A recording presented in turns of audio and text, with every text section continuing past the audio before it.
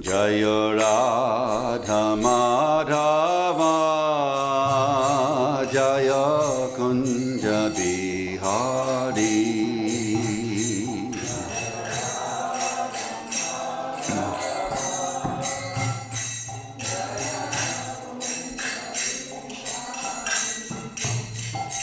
Jaya Gopi Jana Vallabha Jaya Giri Bharadhari Jaya Giri Bharadhari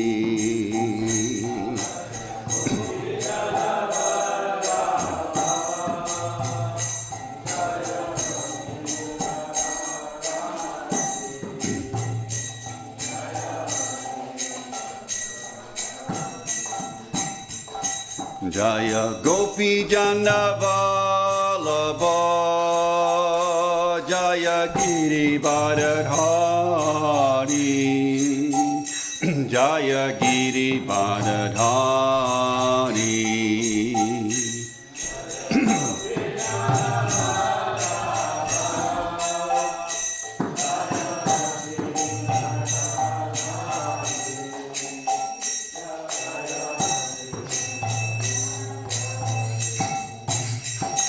Jaya Yasodanandana Jaya Braja Janaranjana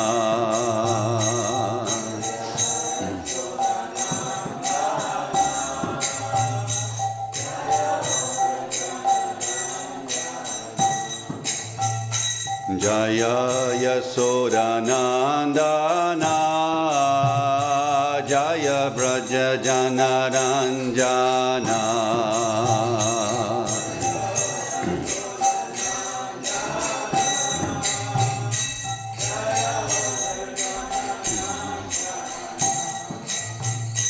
Jaya Yamuna Tiravanachari Jaya Kunja Bihari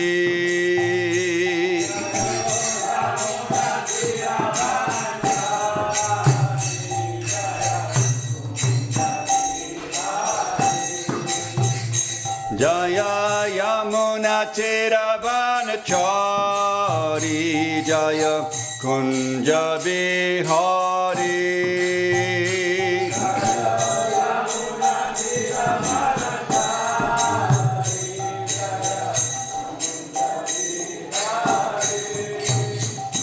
Jaya Radha Madhava Jaya Kunja Bihari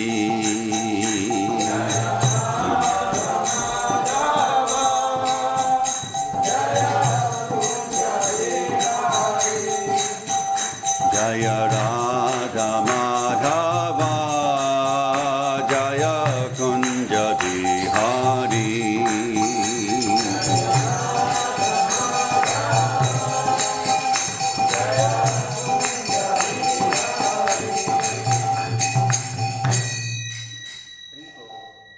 Srila Prabhupada ki Go Premanandi. Can I get a book, please? Om Namo Bhagavate Vasudevaya. Om Namo Bhagavate Vasudevaya.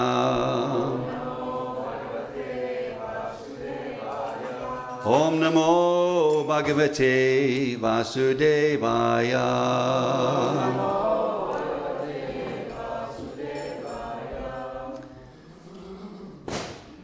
So today we're reading from the Srimad Bhagavatam, 3rd Canto, Chapter 4, texts 14 and 15. Text 14 doesn't have a Srila Prabhupada purport, so I'll just read that, but I will come back to it in the talk. So I'll just read that.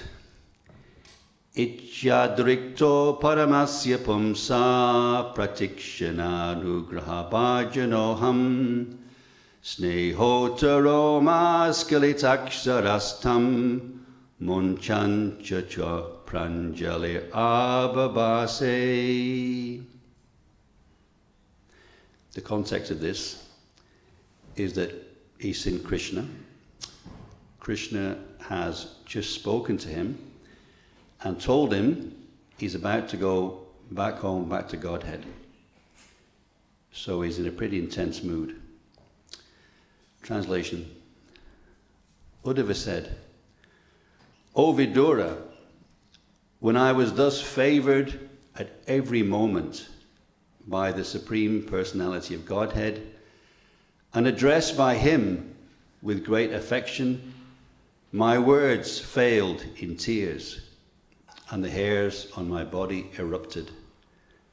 After smearing my eyes, I, with folded hands, spoke like this. This is the verse we'll be chanting. Konvishate padasaroja bhajam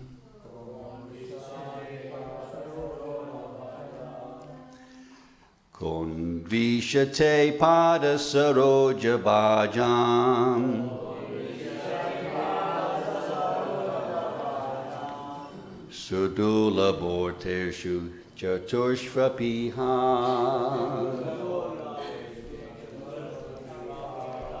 Sudula borteshu chaturshvapiha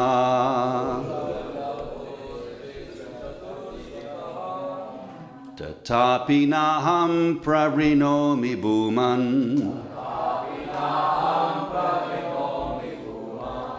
Tatapi maham pravrinomi bhuman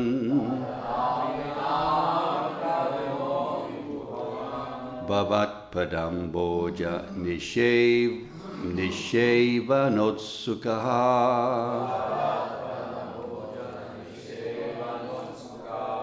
Bhavat padamboja nisheva notsukaha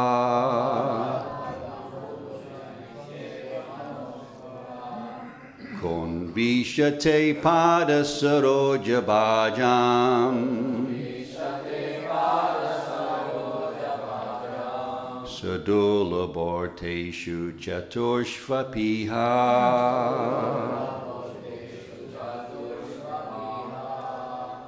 Tatapi naham pravrinomi bhuman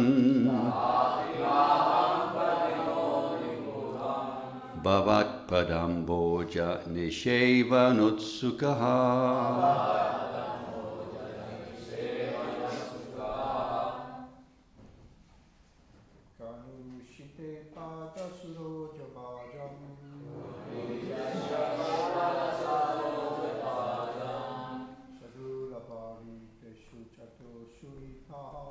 Sadula bharteshu chaturshvapiha Tatapi naham pravinomi bhuman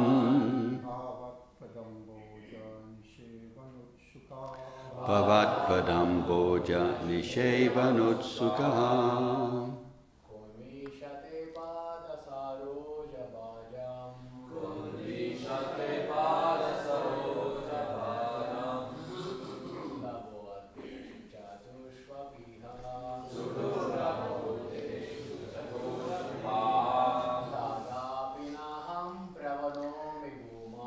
Tatapi naham pravinomi bhuman Bhavat padamboja nisheva notsukaha. Ladies?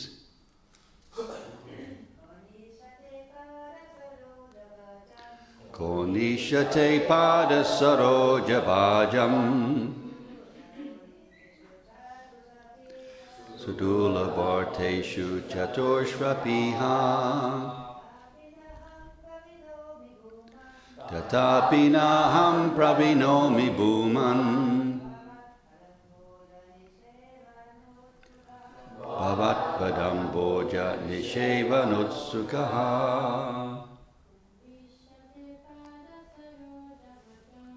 Konvishate pada saroja bhajam. Sadulo bharteshu chaturshvapiha.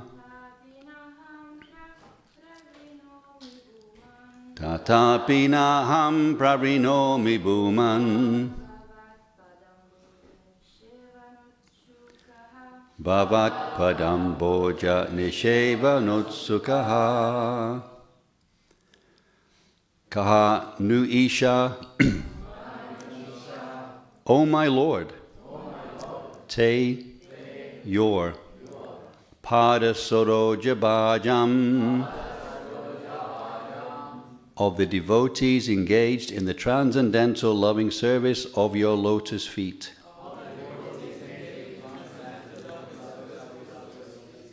Sudurlabha, very difficult to obtain. Arteshu, in the matter of. Chaturshu, in the four objectives. Api, in spite of. Iha, in this world. Tata api, yet. Na, do not. Aham, I. Pravrinomi, prefer. Bhuman, O Great One. Bhavat, your. Pada amboja, lotus feet. Nishevana utsukaha, anxious to serve. Translation. O my Lord, devotees who engage in the transcendental loving service of your lotus feet have no difficulty in achieving anything within the realm of the four principles of religiosity, economic development, sense gratification, and liberation. But, O Great One, as far as I am concerned, I have preferred only to engage in the loving service of your lotus feet. Repetitively, please. O my Lord, devotees who engage in the transcendental loving service of your lotus feet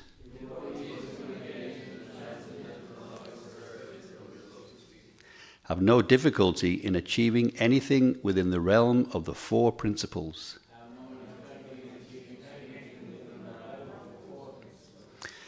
Of religiosity, economic development, sense gratification, and liberation.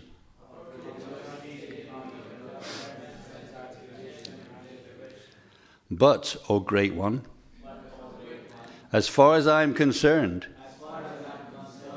I preferred only to engage in the loving service of your lotus feet. Purport by Srila Prabhupada. Those who are associated with the Lord in the Vaikuntha planets achieve all the bodily features of the Lord and appear to be the same as Lord Vishnu. Such liberation is called Sarupya Mukti, which is one of the 5 kinds of liberation. The devotees engaged in the transcendental loving service of the Lord never accept the Sayuja Mukti, or merging in the rays of the Lord, called the Brahmajyoti. The devotees can achieve not only liberation, but any success in the realm of religiosity, economic development, or sense gratification, up to the standard of the demigods in the heavenly planets. But such a pure devotee as Uddhava refuses to accept all such facilities. A pure devotee wants simply to engage in the service of the Lord and does not consider his own personal benefit. Om Jnana Timirandasya Janan Jana Shalakaya Chakshur Amlitam Yena Tasmai Shri Gurave Namaha.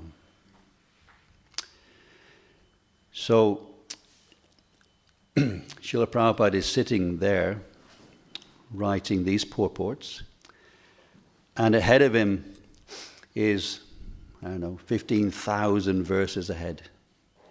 He has to write a commentary, a purport for the next 15,000 verses or so, 16,000 verses in the Bhagavatam. And he's taken on the task of giving this commentaries, taking from the previous acharyas. He's got these commentaries in front of him, he's condensing them, he's consolidating them, he's perceiving them, and he's writing a purport. And that's a lot to take in. Imagine that. He has to understand the verse, he has to understand the context of the verse, he has to see what the acharyas say, and he's a pure devotee, so he's going to get so many inspirations about what to say. And we get a glimpse of that when we hear him give a talk or a class on a particular verse. And he talks for half an hour, 40 minutes. But here he just gives a short paragraph. He gives a very succinct thing. He touches a particular topic sometimes he takes more. But he has a mission to accomplish. He's got to keep going. So you get a short purport. And he touches a particular topic there. So it's quite an amazing thing that he has done to kind of give us, to unlock the Bhagavatam and give it to us in such a scholarly way, to give us the word for word, to give us the English translation, and then to give us bring all these commentaries and succinctly condense them into the essential information. So I say that because it's something that has occupied my mind of recent. But in the previous verse, there's no purport. But sometimes, I mentioned this before sometimes, because he would give talks on verses that didn't have a purport. It's not that it is forbidden to give a commentary about a verse with no purport. There's 18,000 verses, and each one is very wonderful. And I thought the previous verse is also very important, so I wanted to just look at that a little bit. Because it's Uddhava is saying, he's talking to Vidura, he's giving him a commentary, he's letting him know what's going on in his mind. And here, as unfortunately for us, in many places, we get an insight into the ecstasies, the internal happiness of these great devotees. They publicly declare, well, I felt something very ecstatic inside. And what in his case is, he's just heard Krishna telling him, well, you're coming home back to Godhead. That's quite a jubilant thing to hear. And he's recognizing that, he's seeing that pratikshana, at every moment, the Lord anugraha bhajana, that he is the object of favor. I'm the object of favor of the Supreme Personality of Godhead at every moment. He is perceiving that very special attention that Krishna gives him. And that overwhelms him. That realization, that perception, that feeling in his heart completely overwhelms him, and out of his affection, out of his love, out of his besottedness of Krishna, his body erupts. The hairs on his body, they erupting on his body, and his eyes, they become slackened, and his eyes just fill full of tears. He cannot hold back the emotion that he is experiencing. Now, sometimes we see that in our fellow devotees.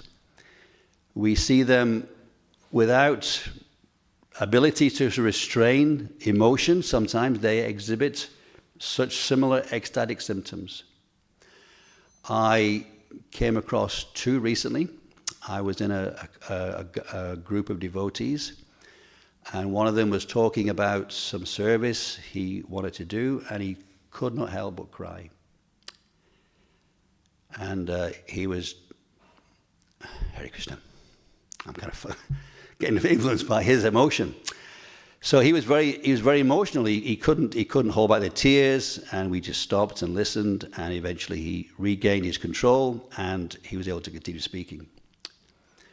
I was watching a presentation recently by a senior sannyasi in Mayapur. He was giving a class about Srila Bhaktisiddhanta Saraswati's appearance day, like we all experienced. And the class was full of sobriety, full of depth, full of intensity, explaining the strictness of Srila Bhaktisiddhanta Saraswati Thakur and pointing out he's like, wow, he's like a really scary Maharaj. And then right at the end of his class, he was talking about the mercy of Srila Prabhupada, and he could not restrain himself. He started crying. The class was finished, but he just could not restrain it, and the tears came out. Many years ago, I was talking to devotees, a group of devotees in Radha Lundeshwara. We were talking about the idea of getting a farm for Radha Lundeshwara. And in that conversation, one of the devotees said he felt the hairs on his arms just rising. He felt some ecstatic symptoms. So as devotees, this is something that we may become accustomed to in our devotional life, that you're in the middle of a kirtan and you feel the hairs on your body standing up. You feel a little symptom here of what Uddhava was experiencing in relationship with Krishna. And these are actually extraordinary things. These are extraordinary things in the life of a devotee. These physical manifestations of something spiritual stirring within. And the devotee and people outside don't ordinarily experience these things. Certainly they do, especially when they have a spiritual gathering of any sort, when they sing with devotion or they pray with devotion, they experience something, they experience these things. And that gives them the commitment that what their path they're on is correct. So here, Uddhava has experienced this, and unfortunately he's letting us know this is how he's experiencing it. Now generally devotees don't talk about these things. In fact, we experience, if ever we try to venture into that realm of talking about our own personal experiences, we feel it drying up. It's a very private thing. So you have to keep it private. If you want to relish it, you've got to keep it private. So when you start to boast about it, you find that happiness inside becoming withdrawn. It's like a gift that Krishna gives you. Now, we often find it testimony when people first start up their path of devotional service, they get like a super duper free sample. They can enter this ocean of blissful happiness and enthusiastic exuberance in Krishna consciousness. And we may wonder, well, why doesn't it continue? Anyway, the next verse gives us some hints about that. But here, Uddhava is feeling something.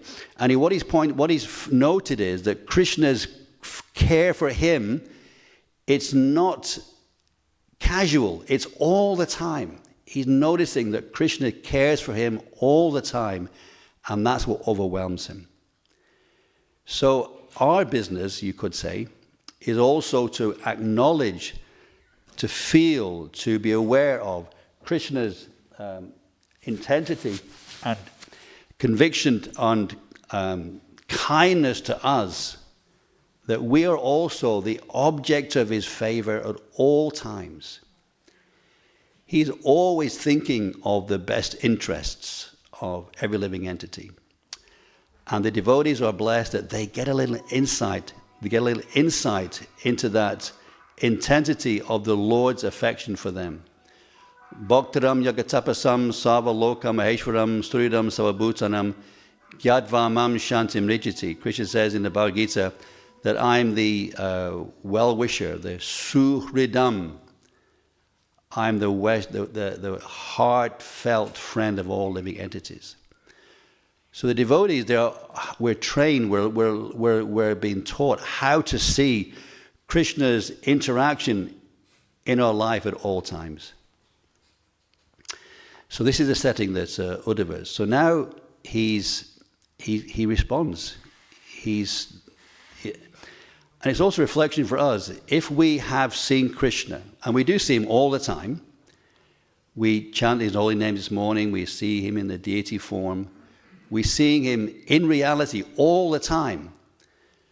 But imagine we actually felt we saw him in reality at that time. What would we say to him? if Krishna came in front of us and there he is in all his beautiful glory and we can see him as he is, what would we say to him? What would our words be to him? So this is Uddhava's words. Naisha, oh my Lord. And this is kind of there's given a whole series here of doubting. How is it you're like this, but you're like this? There's a whole bunch of verses like that. So he wants to understand Krishna. So there's a kind of a word of a doubt. And he says, Pada Saroja Bhajam. Pada means feet, Saroja means born in water. That's where the word lotus feet comes from. And Bhajam means participating, sharing, liable to, having, enjoying, and possessing. So, who's participating in the lotus feet of the Lord? Who's sharing the lotus feet of the Lord? Who's enjoying those feet? Who's possessing those feet? Well, the devotees are possessing those feet. And therefore, the word for word is, of the devotees engaged in the transcendental loving service of the lotus feet. This is who it's talking about, those people. So, Dulabha Arteshu Chaturshva Apiha. The Chaturshu, these four objectives, they're Sudulabha, very, very difficult to obtain. It's interesting because in the translation, Prabhupada says that for the devotees, that they're not difficult to obtain. The word for word says, Sudulabha Arteshu Chaturshu, they're very difficult to obtain. So how do we understand that? Well, I was thinking, there's that verse, Janma Karma Chime Divyam.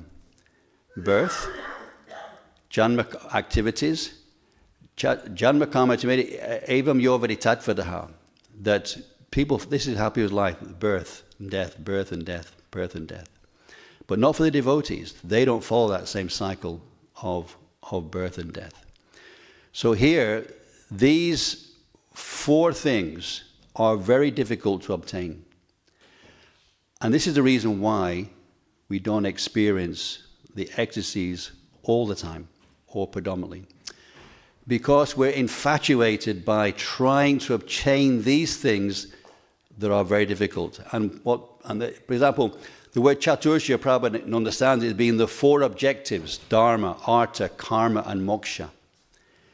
It's like if someone said to you, well, what are the four things? As Hare Krishna devotees, who we've heard many, many times, Srila Prabhupada say, we'd probably think, oh, the four exit principles, no illicit sex, no meat eating, no intoxication, no gambling.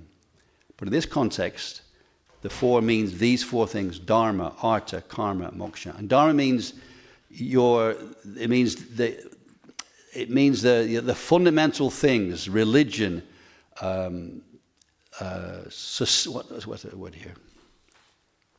Law, customary observances of a caste, sect, usage, practice, custom, ordinance. What is real? What is fundamental? What is true? So people they want to know, well, what is my place in the world? What is my Dharma? Sometimes us in our spiritual life, Varnashram Dharma, where do I find my place? What is my Dharma? What do I like to do? What am I good at? Sometimes it's not so clear sometimes. We're confused. What actually is my Dharma? So people want to know, well, what is my place in the world? And religion. How can I practice my religion? People often find it difficult to actually be really religious. Is it really right what I'm doing? Should I be doing something else? It's not always easy to be religious. It's not always easy to find who you are. Surdurlabha. Sur means very. Durla, hard, difficult. Labha. It's very hard to obtain who you are, to find your Dharma. Artha. Well, Artha means, what do you want? What do I want? Prabhupada often translates it as economic development. And it means, what do we want? What do we really want? Economic development. These kind of things. What do I really want in life? What am I looking for? And when you want to have something, it's not easy to obtain what it is that you think that you want. It's very hard in life to try to achieve the things that you want. And karma, we want to enjoy ourselves while we're doing these things. We want to enjoy our senses. It's fraught with so much troubles. There's something we'd like to enjoy our senses with, and there may or may not be the opportunity, there may not be the reciprocation. It's another cause of so much difficulty. Just to enjoy the senses is not easy. It's hard. Moksha, I've had enough of this.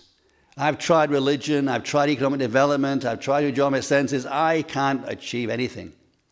Let me give it up. Let me detach myself from this world of samsara, cycle of birth and death. And that's also difficult. It's not easy to break free from the shackles of our attachment to the material world. We have an aspiration, yes, I'm going to detach myself and just be aloof from all the material things. And we find that the shackles that we're attached to are just pulling us back all the time. So these things are very, very difficult to get free from. Very hard. But the devotees, this is what the verse Prabhupada says, they can get free from those things.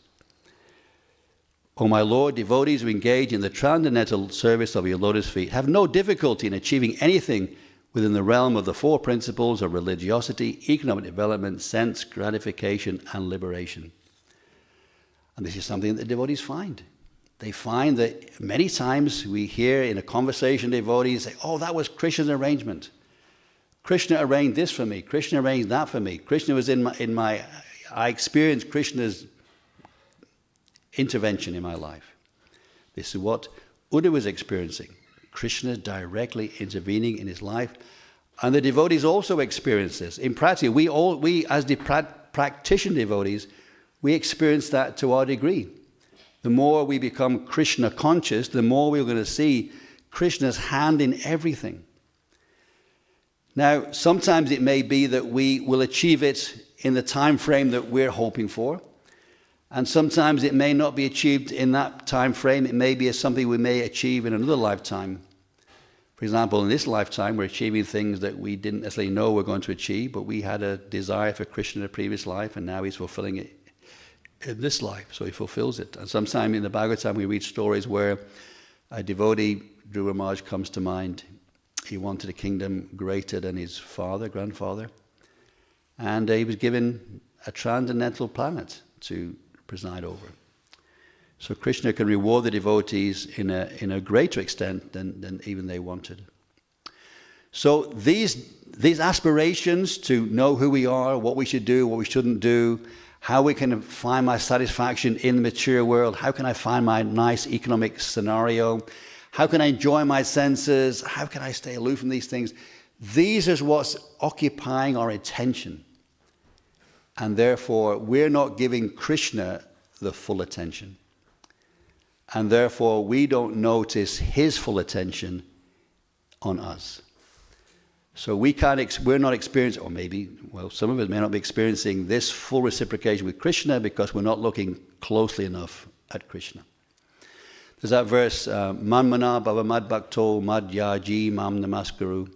They just think of me, become my devotee, offer your obeisance to me, worship me. He says, just be my devotee. Just to be a devotee. Uddhava is just being a devotee. He actually is a devotee. We're practicing, we're participating in the things that the devotees do, and we're trying to connect our mind with those activities in a devotional atmosphere, and hoping that we're going to do that activity in devotion. So Krishna is setting the bar here. Just think of me, just be a devotee. So because we're interested in these other things, therefore we don't experience, or we don't see the full reciprocation. The full reciprocation is there, but we're not perceiving it. Now, we know those verses, akama, savakama va, moksha kama, udaradi, tivrena, bhakti yogena, yajeta, purushamparam. Just somewhere or other, whether you have no desires, all desires, whatever you want, just somewhere or other, give your attention with determination to me.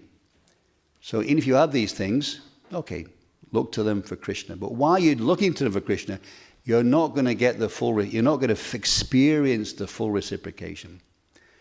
So here, Uddhava is saying, he says, but for me, Tatapi,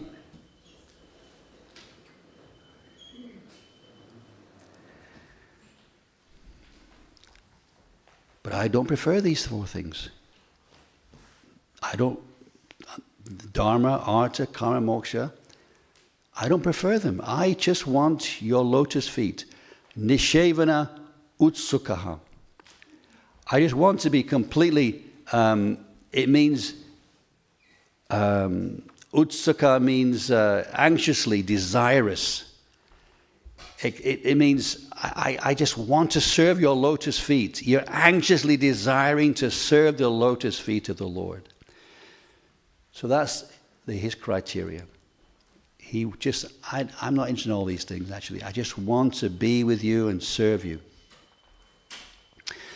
So in the purport, Srila Prabhupada, he talks about, again, this word moksha. He's going into it in a little more depth, and he says, those who are associated with the Lord in the Vaikuntha planets achieve all the bodily features of the Lord to appear to be the same as Lord Vishnu. So I'm going to get the verse. This is from the 3rd canto. We've already been, no, we're going to come there. Actually, we're going to come to that particular verse later on. This is from the text, 3rd canto, chapter 29, text number 13.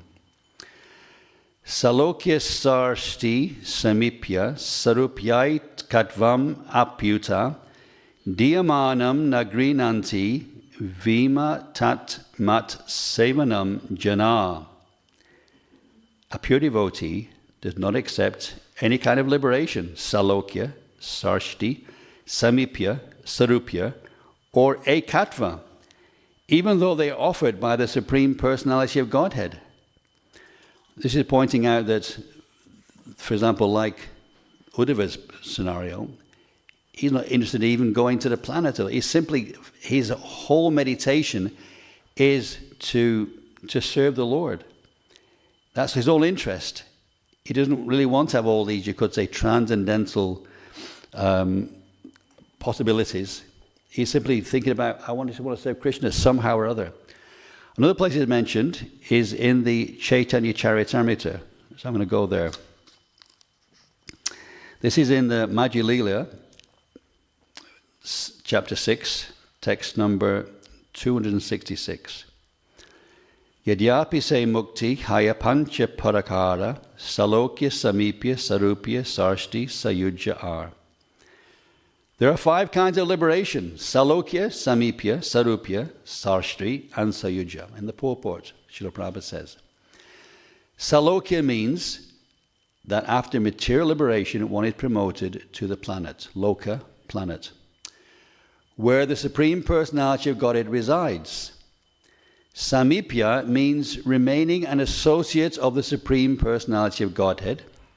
Sarupya means attaining a 4-handed form exactly like that of the Lord. Sharshti means attaining opulences like those of the Supreme Lord. And Suyujya means merging into the Brahman effulgence of the Lord. These are the 5 types of liberation. And then Lord Chaitanya goes on. Lord Bhattacharya says, okay,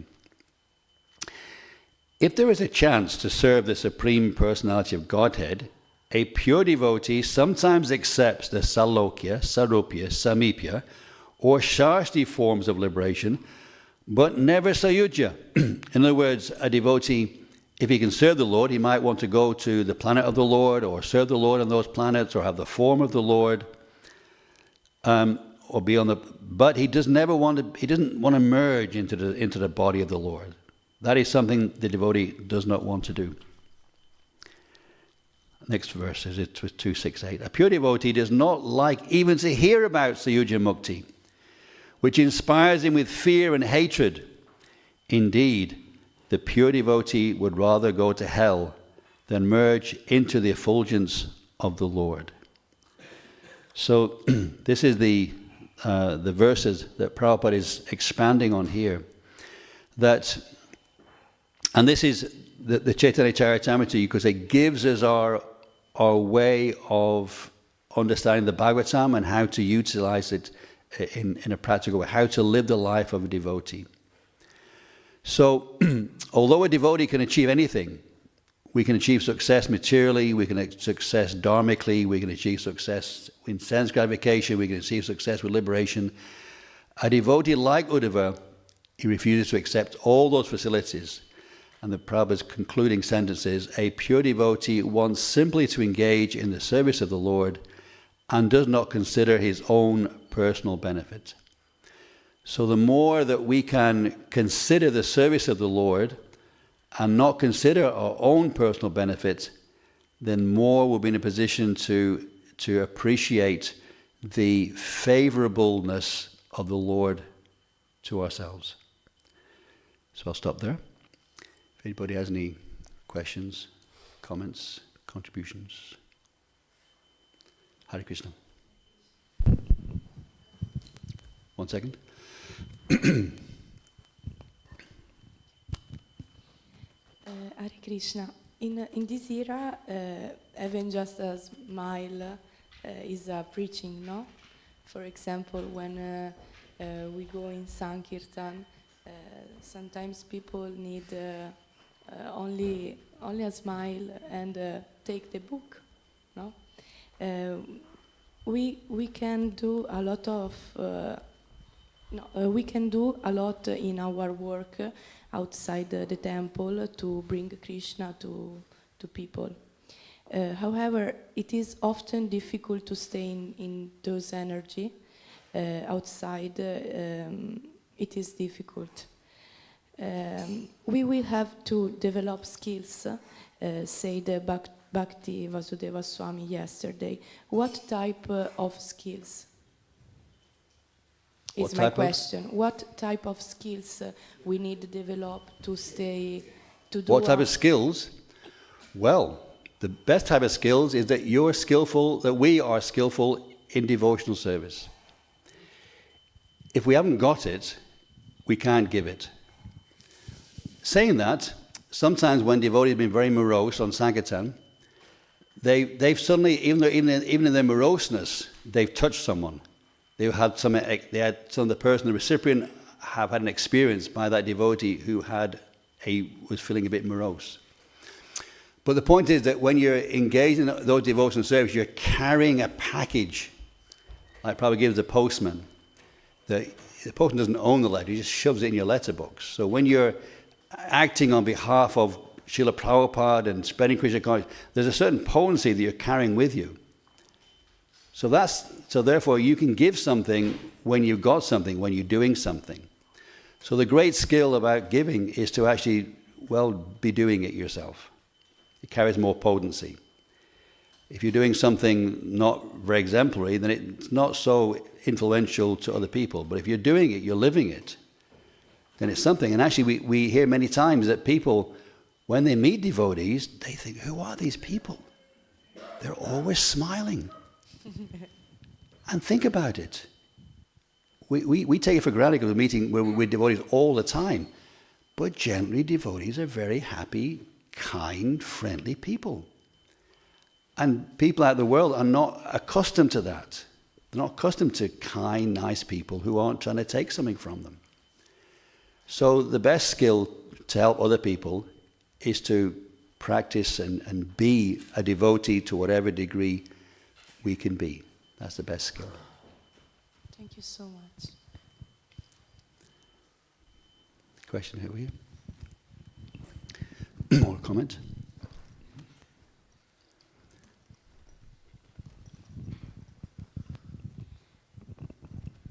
Yeah, in this verse and purport, Dharma, Artha, Kama and Moksha are easily available to the devotee. I think many devotees are wondering where they are as they're practicing devotional service. Many of them are struggling with all of these things. What to speak of then rejecting it, having love of God later on. So maybe if you can say something about that. Struggle for devotees to get a job or get enough money or place to stay and so on. Well, unfortunately, what can we do? Sudurlabha. Very hard to obtain. You're not going to not have difficulty obtaining these things. And that's the material world. Dukkaliyam ashashvatam. Nothing you can do to avoid it. No way. So you have to struggle, especially if you're a householder. You're going to struggle like anything. Today's great, tomorrow's bad. You want something, they want something. It's always a struggle. You have to live with it. And therefore the only solace is devotional service. You've got to do your duty, continue to struggle in life. With sadhana, it's a struggle. Everything is a struggle. The whole material world is a struggle. But it's a glorious struggle. To try to do devotional service, it's a glorious struggle. Because at least you get those, you could say, indications along the way, like these ecstasies that Uddhava is experiencing. You get little indications, you get transcendental emotion that kind of, this is something really worth achieving for. So unfortunately, yes, struggling everywhere. When you become the platform of a pure devotee, then everything is no longer a struggle. But this is a bit of a journey to go. So struggle, but keep going. I remember my formative years, one devotee said to me, whatever you go through, just keep going. And it's very good advice. Whatever you feel up, whatever you feel down, just somehow or other, just keep going. Just keep the association of devotees, if somehow or other chant something, somehow, someplace, and just keep building. From wherever far you fall, build up from there, and just keep going. Yeah. Thoughtful point, Prabhu. Thank you. Anything else? One minute. We can all hear you, but there's an audience who may want to hear also outside. Just in connection with the same question, there's a lot more to like maintaining, how to maintain and achieve aspirations and, for the future, comforts and all that. And also still keeping your Krishna consciousness in spite of how not to over-endeavor, especially when you're trying to, at the same time, have the goal in mind, basically. Well, my mind's remembering this example that Dina Bandhu gave. Dina Bandhu, is that his name? Dina. He gave class here. He gave class on Sunday. He gave class some weeks ago. And he's given an example that Bhakti Trumaj gave him. That I think he was talking about in how much endeavor you put in. And Bhakti Trumaj gave an example about gripping your hand. Maybe you remember this example. And Bhakti Trumaj told him, grip your hand tighter. Tighter. How long can you hold it for like that? You can't keep it up. But then if you go like this, you can do it all the time. So if you're struggling too much, you won't be able to maintain it. But you've got to somehow do something that's natural. Keep going. If you over-endeavor, you won't be able to sustain it. You've got to act, I think about Dharma, you've got to act according to your nature to some degree. Okay, you join the temple, you do the essential, you wash, maybe you're a PhD in something, you get a broom, maybe you wash dishes. There's some things you do which everyone does them. But to have your fulfillment, you've got to be engaged according to your nature. So somehow you have to kind of gravitate towards these things. You need a certain amount of sense gratification. You need a certain amount of economic development. You need a certain amount of, you could say, renounced space. But if you do it too excessively, you won't be able to sustain it. So therefore, you have to be a bit self-realized. Who am I? What can I do? Okay, you've got to stretch yourself a little bit. You can't be just laissez-faire, completely laid back. You've got to push yourself a little bit. You push yourself too far, you can't do it. You've got to build up your strength. Thank you. Srinivas Prabhu. Oh, okay, please. You got the microphone. Hare Krishna. Transcendental and loving devotional service. In the transcendental and loving devotional service, how to develop our skills? Because just yesterday we were talking to Maharaj Bhakti Vasudeva Swami that everybody has to be able to live independently, but not of Krishna, independent of Krishna, but from another human being. For example, I'm a woman, and maybe one day I will take protection in a husband, but that doesn't mean that I don't have to develop skills, because we are in Kali Yuga and you don't know what can happen. The relationship may not go well, or just yesterday when we were talking about this with Maharaj, came a woman that told us that his husband left her body, and now she is grow up his children, and so to say that we have to develop skill, no, because you don't know what can happen. You have to be ready to live alone also. Well, interesting. One of the things about Gita is about being satisfied alone, to live alone. So it may well be that you're living in company, but at the same time, your Krishna consciousness is in your hands.